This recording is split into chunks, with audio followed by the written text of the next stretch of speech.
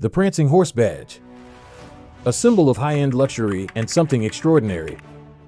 You will first notice it whenever you come across a Ferrari supercar. In fact, the word Ferrari itself reflects elegance, power, and performance. Ferrari is the world's first vehicle brand whose dynamic history began in racing.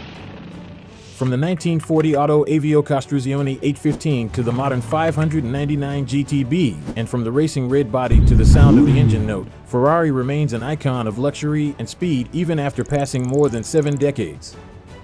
The man and inventor behind Ferrari, Enzo Ferrari, has spent his whole life designing and manufacturing high-performance sports automobiles.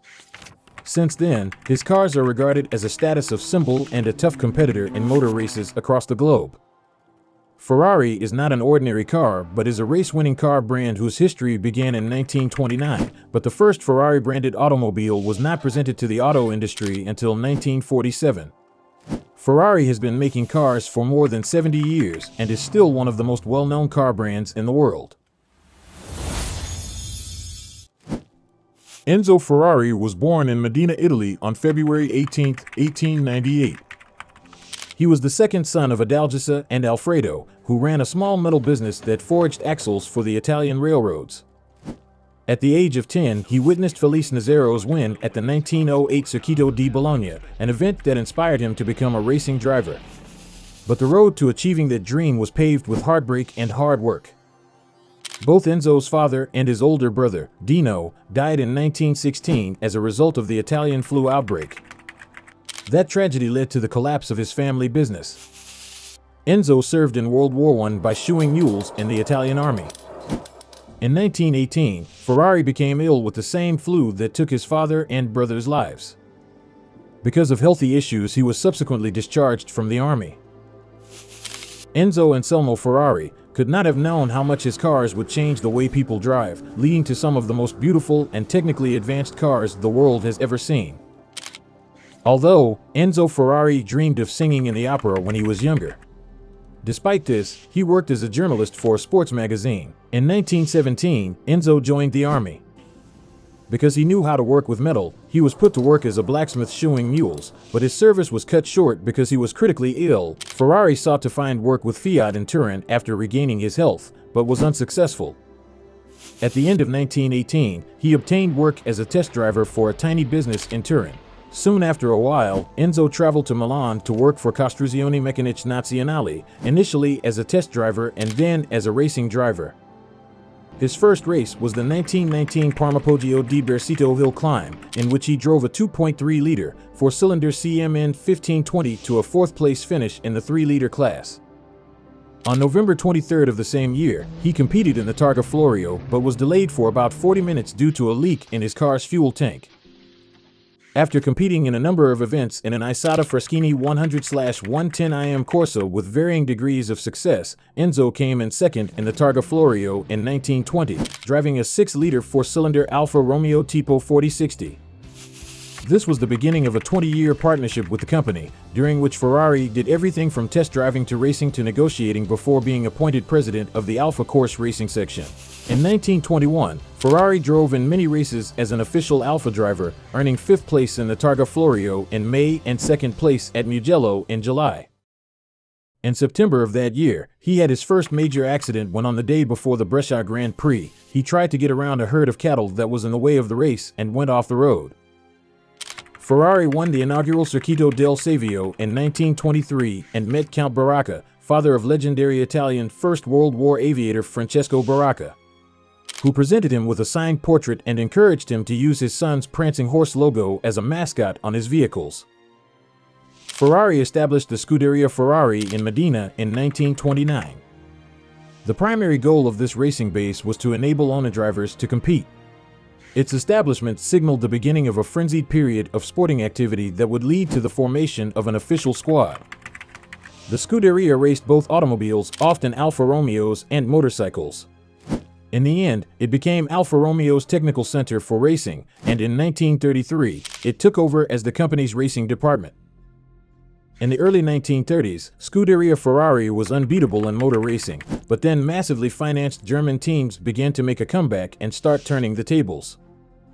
In 1939, Ferrari severed his long-standing association with Alfa, citing the fact that he was unable to collaborate with Alfa's new head of racing, Wilfredo Ricket. According to Ferrari, Ricket's arrogance was supposedly only surpassed by Ferrari's own. The 125S was the very first automobile to bear the Ferrari brand when it was produced. This little two-seat sports/racing V12 automobile was the only one of two that were ever produced.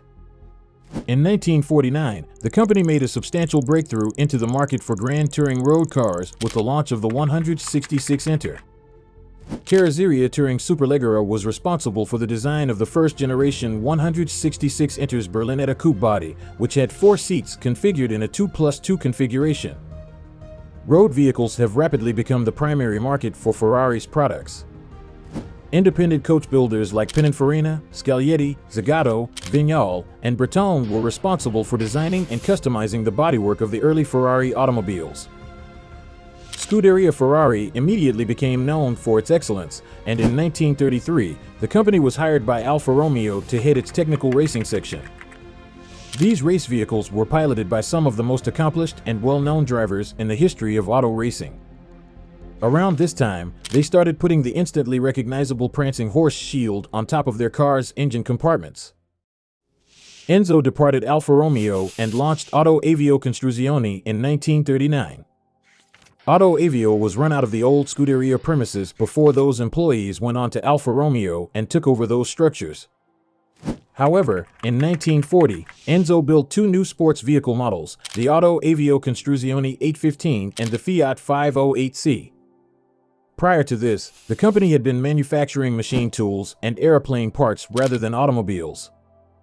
In 1943, when the war was at its most intense, Auto Avio Costruzioni relocated from Modena to Maranello, where it began construction on the initial portion of the building that would eventually become the Ferrari factory. During the war, the company's focus was mostly on fabricating grinding machines, which were copies of original German tooling machines. The factory was bombed by the Allies between 1944 and 1945, but it was quickly rebuilt. In the latter half of 1945, Ferrari embarked on the process of creating the very first Ferrari. It is his lofty goal to equip it with a V12 engine when it is finished. The flexibility of the V12 engine was a major factor in Ferrari's decision to go with that configuration. The engine could be used well on sports prototypes, single-seaters, and even grand tourers.